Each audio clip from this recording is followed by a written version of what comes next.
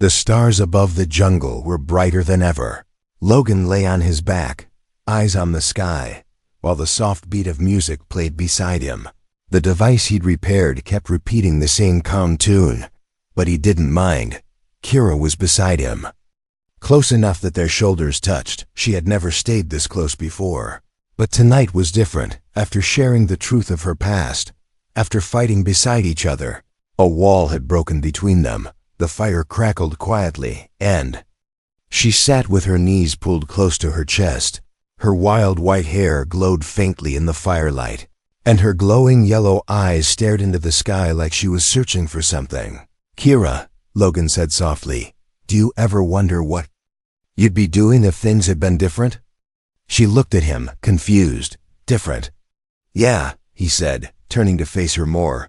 "If you hadn't been created, hunted, forced to hide." She blinked slowly, then looked away. "I not know," she said, her voice distant. "I never think about different. I only think about next, always surviving." Logan nodded. "I get it," he said, "but you don't have to just survive anymore. You can live now, Kira." She stayed quiet for a moment, then she whispered, "Live like you?" He smiled. "Maybe not like me," he said, "but in your own way. Free." Kira tilted her head. "You say nice things," she said slowly. "You always say warm words." Then she looked down at her hands. "Why?" Logan was quiet for a moment, then he said it. "Because I think you're beautiful." Kira froze. Her entire body stiffened. She didn't move, didn't speak, didn't blink, just silence. Then she whispered, "No one ever called me that." She stood up quickly and walked away from the fire. Into the darkness, Logan stood too, worried he had said something wrong. "Kira," he called gently. "I meant it." She didn't answer right away. He followed the sound of her soft footsteps through the trees. She wasn't far, just standing near a large tree. Her back turned to him. When he got closer, he saw her shoulders shaking. She was crying. Soft sobs escaped her lips. Her claws clenched at her sides. Tears rolled down her pale cheeks and fell silently onto the grass. He had never seen her like this, not even when she talked about losing her mother. "Why?" she whispered, her voice breaking. "Why you say that? You lie to make me feel good?" Logan stepped closer. "I don't lie, Kira," he said. "I said it because I see you, not just what they made you into. I see the way you fight, the way you care, the way you're still gentle even after everything." She shook her head slowly. "I have claws, fangs, tail. I'm not soft, not pretty." He reached out and gently touched her hand. She flinched, but didn't pull away. "I think you're the most beautiful person I've ever met," he said. "Not because of how you look, but because of who you are." Her breath hitched, and she finally turned to face him, her glowing eyes full of water, cheeks glowing a deeper pink than ever before. She looked like a fragile flame caught in the wind, afraid to be seen, but too tired to hide anymore.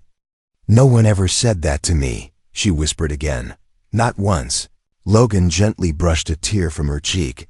"Well, then let me be the first," he said, "and not the last." Kira stared at him for a long time, then with slow trembling hands she reached forward and touched his face. Her clawed fingers brushed his cheek carefully, like she was scared he might disappear. "I want to believe," she said softly. "I want to live." He took her hands in his. "Then live with me," he said, "wherever that may be. If a rescue team comes, we'll decide together.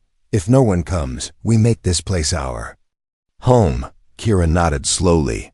"For first time," she said, "I'm not afraid of tomorrow." They stood there, in the quiet of the jungle, holding each other's hands. No more growls, no more hiding, just silence, peace, and hope. As the music still played in the distance, they returned to the fire together. Kira rested her head on his shoulder and closed her eyes. Not because she was tired, but because she finally felt safe. Logan looked up at the stars. Again, he had come to this world as a lost pilot, but now he had found something more. He hadn't just fixed a broken signal or survived the wild. He had found someone no one else dared to know. someone who growled at first, but who now blushed. With every kind word, she was once feared, forgotten, abandoned, but now she was loved. The jungle moon never slept. Even when the sky turned dark purple and the two moons rose high, the jungle stayed alive. Things moved in the trees, whispered through the vines, and shifted in the fog. But Jake wasn't scared of the jungle anymore. He was more curious about something else or someone else. Every night he felt her, the little alien beast girl. She never came close again like that one time, but she was always near. He saw her golden eyes in the dark. He heard her soft growls behind thick leaves. She followed him like a shadow, never attacking, never helping, just watching. During the day, Jake tried to fix his broken signal device. He opened panels, rewired circuits, and connected wires while talking out loud. Not just for himself, but for her. He knew she was listening. Sometimes he'd ask a question, pause, then smile and say, "Still not talking?" "That's okay," she never answered. But once, he heard a quiet sound. It wasn't a growl. It wasn't a snarl. It was almost like a laugh, but softer, almost shy. Jake began to notice other things too. When he left food near the fire, it was gone in the morning, carefully taken, not stolen. When he washed in the river, he sometimes saw small footprints in the mud near his clothes, and once he even found a fresh piece of fruit sitting next to his tools. Was she giving him something? That was the first time Jake realized maybe she wasn't just watching him. Maybe she was trying to help in her own way. One morning, while the mist still clung to the jungle trees, Jake left early to search for higher ground, if he could reach a tall cliff. Maybe he could boost his signal. He hiked for hours, pushing through thick roots and glowing plants. He slipped once on a wet stone and scraped his leg badly. The cut was deep, and blood mixed with dirt and sweat. Jake sat down, trying to clean the wound. His hands were shaking, and he cursed under his breath. Suddenly, a sound came from behind. A branch snapped, soft footsteps followed. Jake reached for his knife, but then paused. He already knew who it was. Slowly, the little beast girl stepped out from the trees. Her golden eyes locked on his bleeding leg. She didn't growl this time. She moved closer, step by careful step. Claws twitching slightly, ears tilted forward. Jake didn't move. He just whispered, "Hey, it's okay. I'm not mad." To his surprise, she crouched near him. From a small pouch tied around her waist, she pulled out a leaf full of thick blue gel. She reached out slowly, and Jake held still. Her claws touched his skin gently, and she smeared the gel onto the wound. It burned at first, but then cooled. Jake watched her in silence, amazed by how delicate her hands were. Not wild like a beast, careful, almost tender. After she finished, she looked up at him. Her cheeks turned pink again, brighter this time. She stood quickly, as if embarrassed, and turned to leave. "Wait," Jake said softly. She stopped, not turning back. "Thank you," he whispered. A long pause. Then, finally, in a small voice, rough and unsure, but clear, she answered, "You." "Not bad." Jake's eyes widened. She spoke after all this time. She spoke. He smiled gently and said, "Neither are you." She glanced over her shoulder, and for the first time she smiled too, a small smile. With sharp teeth and shy eyes, but a smile nonetheless. She vanished into the trees once again, but this time it felt different. Not like she was hiding, but like she was giving him space.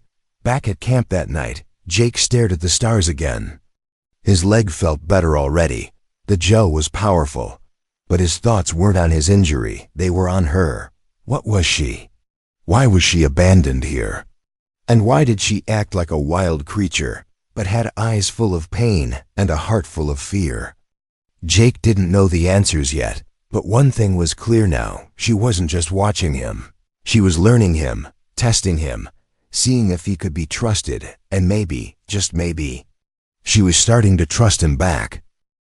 Rain poured like silver knives from the sky. The jungle moon shook with thunder, and lightning lit up the thick trees like broken flashes of daylight. Jake ran, covering his head, his pack soaked and heavy. His signal booster had short-circuited. And now the storm was closing in fast. He needed shelter, and he needed it now. He slid down a muddy slope and landed hard on his back, groaning. He looked up and saw something barely visible behind a curtain of falling rain. A narrow crack between two huge rocks, like the entrance to a hidden cave. Without thinking, Jake scrambled toward it. The opening was tight, but he squeezed through. And suddenly everything went quiet. The cave was dry, deep, and safe from the storm. He leaned back against the rock, breathing hard. His body was cold. But his heart was racing from something else. A growl, low, close, familiar. Jake froze. Slowly turning his head, there she was already in the cave, sitting in the far corner. The beast girl, Rivka. Her golden eyes glowed in the dim light, and her fur was damp from the rain. She looked surprised to see him, but not angry. Jake raised both hands slowly, showing he meant no harm. "Didn't know this was your cave," he said gently. "But looks like we're both stuck here," Rivka didn't reply. She just stared at him for a long moment, then slowly looked away. Jake sat down across from her, keeping a safe distance. For a few minutes, the only sound was rain pounding on stone outside. Then Jake spoke. "I've never met anyone like you." Still she stayed silent. "You're strong, fast, smart. But you live out here all alone." Rivka's ears twitched at that. Jake continued. "Why do you watch me? You could have attacked me a dozen times, but you didn't." He leaned forward just a bit. "Why?"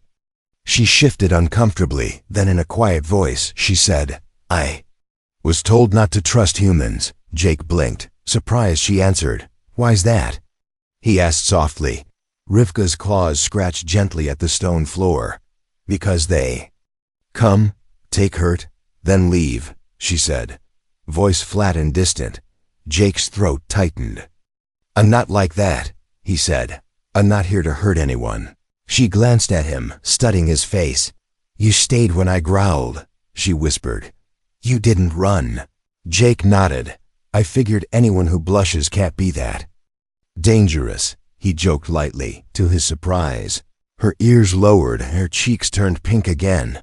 They sat in silence again, but something had changed. The air was no longer heavy with fear. It was something gentler, quieter. Then the cave trembled.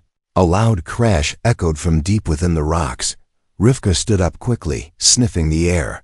"Not good," she muttered. "What is it?" Jake asked, standing beside her. "The storm moved." "The rocks," she said, walking to the entrance. They looked outside, only to find the narrow opening blocked by fallen boulders. They were trapped. Jake ran his hands over the rocks, trying to find a gap. Nothing but solid stone. He stepped back, rubbing his neck. "Well, we're stuck," he muttered. Rivka crouched near the back of the cave, where a small stream flowed from a crack in the wall. "We will not run out of water," she said. "But food?" Jake opened his pack, checking supplies. "3 rations," he said. "We can stretch them if we share." Rivka tilted her head. "Share? With me?" "Of course," Jake said, handing her a bar. "You helped me, now I help you." She took it slowly, holding it like a precious gift. As she ate, she looked at him carefully. "Why do you speak kindly?" she asked. Jake leaned back against the rock wall and smiled. "Because kindness is free," he said, "and you deserve it." Rivka stared at him like no one had ever said those words to her before. Her eyes softened, and for a moment, she looked less like a beast, more like a girl lost, lonely, and unsure. That night, as they shared the tiny cave, she spoke more. She told him about the people who made her, the alien scientists who grew her in a lab. She was supposed to be stronger, faster, wilder than any natural creature, but she had one defect: emotion. She cried as a cub. She showed affection. She disobeyed orders, so they left her on this jungle moon to die. Jake listened without interrupting, and when she finished, she whispered, "They called me a failed beast." Jake shook his head. "You're not a failure," he said softly. "You're more human than some humans I know." Rivka looked down, hiding her face, but not before Jake saw the soft pink color spread across her cheeks again. Asterisk, the cave wall shook again, but this time it wasn't the storm. It was something else, something heavier, closer, and full of rage. Rivka jumped to her feet, ears sharp, claws twitching. Jake followed quickly, gripping his small emergency knife. "What is that?" he whispered. She didn't answer immediately. Her eyes were wide, her breath quick. Then she whispered, "Hunters." The word dropped like ice into Jake's chest. "What kind of hunters?" he asked, his voice low. She turned to him, her face more beast than girl for a moment. "The ones like me, but bigger, crueler, pure predators." Jake backed toward the rock wall, scanning the blocked entrance. Still no way out. The sound outside grew louder, heavy steps crushing the wet jungle floor, low growls echoing through the stone. Rivka moved quickly to a side tunnel Jake hadn't noticed before. "We go deeper," she said, grabbing his arm and pulling him. Jake didn't argue. They ran through the narrow tunnel, water splashing under their feet. Behind them, rocks cracked, and a loud roar shook the air. The hunters were here. The tunnel led them into a larger open space, still inside the mountain. Glowing roots lit the walls, and strange crystals sparkled above. But Jake wasn't admiring beauty now. He turned to Rivka, panting. "What do they want?" Rivka's voice was bitter. "To finish me," she said. "They were trained to remove mistakes." Jake looked at her, this small creature who was once called a mistake. But she was brave, kind, thoughtful. How could anyone throw her away? The roars came closer. Rivka pulled out a small handmade weapon, half spear, half blade. Jake raised his knife, feeling underprepared. "Any chance they'll talk first?" he asked. She gave a small, humorless smile. "They don't talk," she said. "They bite." The first one appeared moments later, a massive creature, 8 feet tall, muscles bulging, fur darker than the night. Its eyes glowed red, not gold. Like Rivka's, it saw Jake first, letting out a growl that shook the cave. Rivka moved between them like a blur. Her weapon slashed forward, cutting the beast's shoulder. It roared and swung a massive claw, sending her flying into a rock wall. "Rivka!" Jake shouted. Without thinking, he ran forward, slashing the beast's leg. It roared again, swinging at him, but he ducked just in time. He grabbed a glowing crystal from the floor and smashed it into the beast's face. There was a loud hiss. The crystal burned like acid. The beast stumbled back, screeching, and fled into the shadows. Jake rushed to Rivka's side. She was bleeding, her side torn, her breathing uneven. "I'm okay," she whispered. "You fought him. You fought first," Jake said, pressing a bandage to her wound. "You jumped in front of me." Rivka winced but smiled slightly. "I didn't want them to hurt you," she said, her voice shaking. Another roar echoed through the tunnel. More were coming. Jake helped her stand, one arm over his shoulders. "We need to trap the tunnel," he said. Rivka nodded, guiding him toward a pile of roots and broken crystal. They worked together, placing sharp crystal shards where the beasts would step. Jake built a small explosive from his signal booster. "Won't kill them," he said, "but it'll blind them long enough." They waited in silence. Jake's heart pounded like a drum, but his grip on Rivka's hand never loosened. The hunters came, roaring, charging, 3 of them, huge and wild. The moment they entered the tunnel, the trap exploded. Blinding light filled the cave. Screams followed as sharp crystals tore into their feet. Jake and Rivka didn't wait. They ran through another side path, deeper into the cave system. Eventually, the sounds faded behind them. Only the sound of dripping water remained. They collapsed near a warm spring inside the cave. Jake helped Rivka drink. She leaned against him, her voice weak but soft. "You could have left me," she whispered. Jake shook his head. "And you could have stayed in the shadows," he said. "But you didn't." She looked at him, eyes tired but glowing. "I'm not like them," she said. "I don't want to be." Jake smiled. "I know," he said. "That's why I'm here." For a long moment, They sat in silence, the tension slowly faded. Rivka leaned her head on his shoulder, and for the first time since he landed on this moon, Jake felt safe. And then, with a tired smile, she whispered, "You still think I'm a beast?"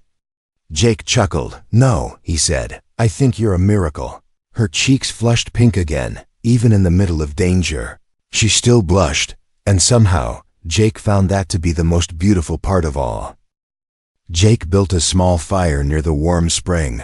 The cave air was damp and quiet, but the flame gave a gentle glow that made the stone walls feel less cold.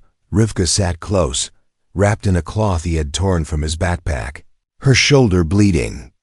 Where the beast had struck her, she winced as Jake cleaned the wound. Her claws twitched, but she didn't pull away. "You're lucky," Jake said gently. "Another inch and it would have hit your heart." Rivka tilted her head, her voice low. "Do humans always talk this much when bleeding?" Jake smiled. "Only when we're scared someone we care about almost died." Her ears lowered slowly, and for a moment, she looked away. Her voice was softer this time. "No one ever said they cared about me before." Jake paused. He wrapped a strip of bandage around her arm and secured it. "Well," he said, "I do." Rivka looked at him again, and the firelight danced in her golden eyes. Her cheeks glowed faint pink, and she pulled the cloth tighter around herself. They didn't talk for a while. Jake leaned back and watched the steam rise from the warm water. Rivka sat beside him, now not opposite, not hiding. There was still distance. But something had changed. She trusted him, and she wasn't trying to hide it anymore. "I was supposed to be perfect," she said quietly. Jake turned toward her. "The scientists said I'd be stronger than anything ever born. Smarter, faster, cruel." Her voice trembled. "But I cried, I hesitated. I didn't like hurting things. They said I was broken." Jake listened, not interrupting. "They left me here to learn the wild way." She continued, "But really, it was just exile. I tried to be the beast they wanted." Her claws clenched. "But I couldn't stop feeling." Jake finally spoke. "Then thank the stars you failed." She looked at him in confusion. "You're not broken." "Rivka," he said, his voice calm, "you're the most alive creature I've ever met." He handed her a small protein bar from his emergency pack. She took it carefully, peeling it open like it was treasure. They shared the food in silence. The only sound was the distant rumble of thunder still rolling outside. Rivka leaned her head against the stone, her eyes half closed. "Why did you help me?" she asked. "You could have escaped during the fight." Jake exhaled slowly. "Because I saw something in your eyes the first night you growled at me. You wanted me gone, but you weren't angry. You were scared, lonely, and when you blushed." He chuckled softly. "Well, I knew right then, you weren't a monster." Rivka gave a small laugh under her breath. It was the first real laugh Jake had heard from her. It was low and raspy, but it made his heart feel lighter. "You're strange." "For a human," she said. "Most would have shot me. I guess I'm not like most," Jake said, leaning back. They sat close to the fire now, their shoulders almost touching. Rivka reached out and placed her claw gently on his arm, not as a threat, but like a gesture of trust. Her fingers were warm, careful. "I feel safe when you're here," she whispered. "Is that wrong for someone like me?" Jake placed his hand over hers without hesitation. "No," he said. "That's exactly what's right." Outside, the rain finally began to fade. The jungle grew quiet, as if the storm had washed away the danger for now. But inside the cave, the silence between them wasn't awkward anymore. It was peaceful, like two broken beings slowly healing together. Jake helped her adjust her cloth covering, making sure the wound was sealed. "You heal fast," he said, noticing the change already. "Part of your design?" She nodded. "Pain fades quick, but memory doesn't." Jake looked at her. "You remember what they did?" "I remember everything," she replied, "especially the part where they laughed while leaving me behind." There was anger in her voice, but no tears. She had cried long ago, and now there was only quiet strength. "But I also remember you," she added. The man who gave me food. Who didn't run?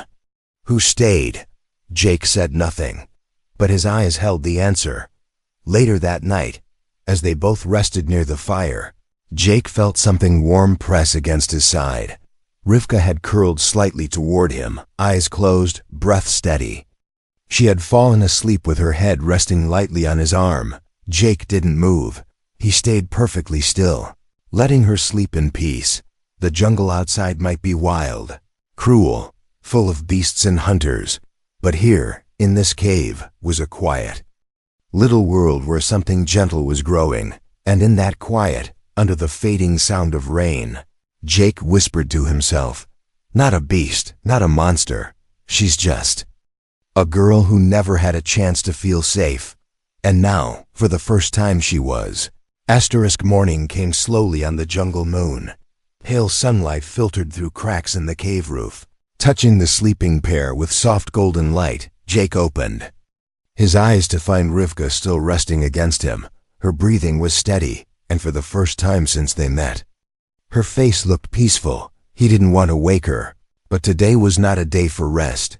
He had a plan, and it had to start now. Gently, he pulled away, setting her head down on the folded cloth of his jacket. He stood and stretched, his muscles sore but his mind alert.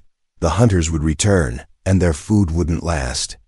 He had one option left: his emergency beacon. It was damaged, but if he could boost its power using crystal energy and exposed wiring, it might send a message, not to his ship, but to any patrol nearby. He would take that chance. Jake unpacked his gear and set the parts out on the flat stone. Rivka woke to the sound of soft clicking and sparks. She blinked slowly, watching him work. "You are leaving," she said, not as a question but a quiet truth. Jake paused, looking up at her. "I'm calling for rescue," he said. "I want you to come with me." Rivka looked away, her voice small. "They won't accept me." Jake stood and stepped closer. "Then I'll lie," he said plainly. "I'll say you're a researcher in disguise, or an experimental scout unit from Earth. I don't care what story I need to tell. I'm not leaving you here." She looked at him with wide eyes. "You would risk that? For me?" He nodded. "For the girl who fought beside me, who saved me, who listened to my stupid jokes and shared her fruit." "Yes," he said. "I would." Rivka blinked, then laughed. It was a soft, breathy laugh full of disbelief. "I don't understand humans," she said. "Good," Jake replied. "That's what makes us interesting."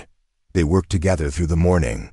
Jake connected wires and tapped into the cave's glowing crystals for extra power. Rivka used sharp stones to carve a flat signal plate, amplifying the weak beacon. After hours of work, the device hummed softly. A light blinking green. Jake stood back and crossed his fingers. "Now we wait," he said. But waiting wasn't easy. Each hour felt like a year. Rivka paced the cave like a wild animal caught between hope and fear. Jake sat calmly, but his hand never left the knife at his side. Then just before sunset, the beacon beeped. A signal had come through. A transport ship was en route. "They're coming," Jake said, smiling wide. Rivka didn't smile. She stared at the beacon, her claws curling slowly. "What if they see me and shoot?" She whispered, "What if they take you and leave me?" Jake stepped in front of her, placing his hands on her shoulders. "They won't," he said firmly, "because I won't let them." She looked at him, searching his face. "Then I'll trust you," she whispered. "And if I die," she added, "at least I'll die beside the only soul who ever looked at me without fear." Jake pulled her into a quick hug. "You're not dying," he said. "You're coming home." An hour later, the sky above the jungle split open with light.